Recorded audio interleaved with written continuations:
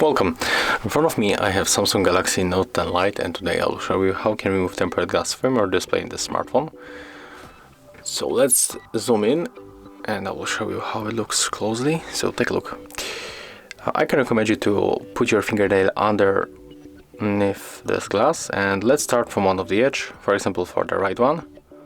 Let's make it just like that and move it to the left side. And try to do it slowly.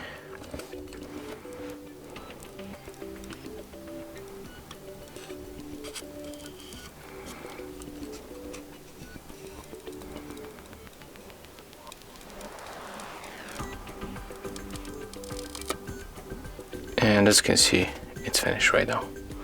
So it was pretty simple, right? And that's all. If you found this video helpful, remember to like, comment and subscribe to our channel.